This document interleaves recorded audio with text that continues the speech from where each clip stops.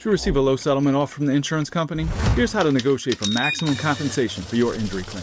If you got a lowball settlement offer, you don't have to settle for less. In this video, I'll show you how to handle a low settlement offer, how to push back effectively, what evidence you need to fight for a fair payout. By the end of this video, you should know exactly why insurance companies start with low offers, how to respond strategically, and how to present the right evidence to negotiate a better result for you. Hey, I'm attorney Lloyd Bourgeois, your Louisiana personal injury attorney, and I've spent years helping injured people just like you fight back when insurance companies try to take advantage of them. If you've been injured and you need someone in your corner, give my team a call. When you get that first settlement offer from the insurance company, your first reaction might be frustration or even panic. But before you respond, it's important to understand why the insurance companies started where they did. Look, insurance companies are not in the business of handing out fair settlements right away. Their goal, to quickly and cheaply settle your claim. They know you're dealing with medical bills, lost wages, and stress, and they're hoping you'll be desperate enough to take whatever they offer. They also know that most people don't fully understand the true value of their claim or how to negotiate, so they throw out a low number to see if you'll bite. The problem is that their first offer almost never accounts for everything you've lost. It might cover some of your medical bills, but what about future treatments? What about the rest of the bills? It might cover some of your lost wages, but not all of them. And what about pain and suffering, the long-term impacts of your injury? If you accept their settlement too soon, you could be leaving thousands of dollars on the table. Money you'll never be able to recover once you sign that release. That's why you should never accept their first offer without carefully evaluating it. And in most cases, you shouldn't accept it at all. Instead, treat it as a starting point for negotiations.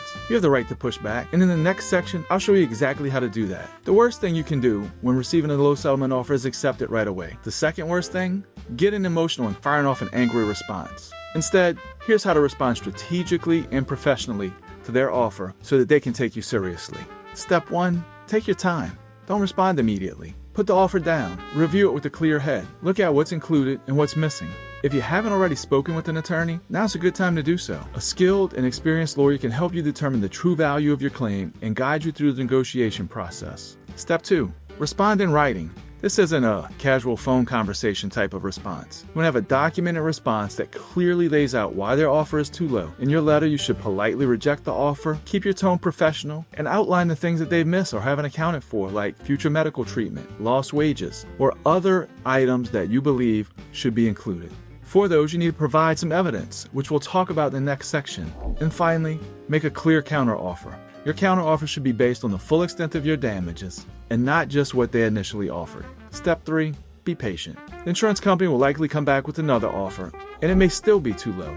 Remember, negotiation is a process. They're counting on you getting frustrated and not knowing about the process and settling for less. Don't fall for it. If they won't budge, you always have the option to take legal action and push for what you truly deserve. Insurance companies don't just take your word for it when they say you deserve more. You're going to need some solid evidence to back up your claim. The stronger your documentation, the harder it is for them to argue against paying you what you're owed. And here are some of the types of evidence that can help strengthen your counter.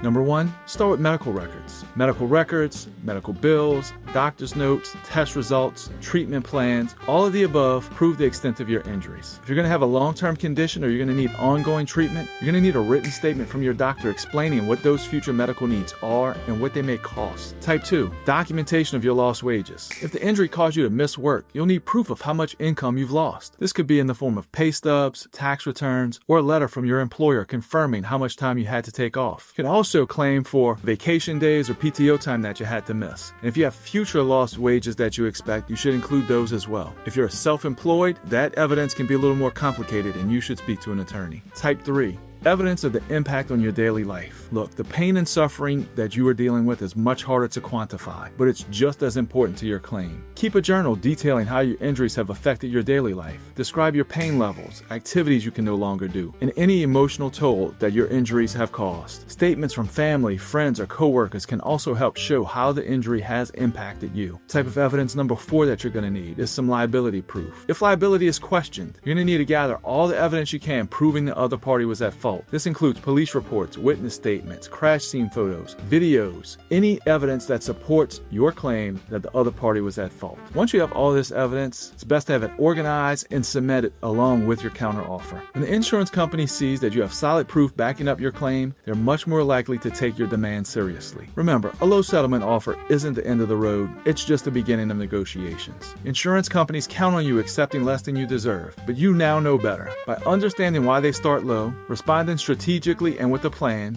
and backing up your claim with strong evidence, you put yourself in the best position to secure a fair settlement. Look, if you or someone you care about has been injured in a collision or as a result of someone else's negligence, and you're looking for an experienced attorney who knows how to fight to get what you deserve, reach out to my team today and let us help fight for the financial justice you deserve to get back on your feet. And if you found this video helpful, hit that subscribe button and check out my next video. Look forward to seeing you soon.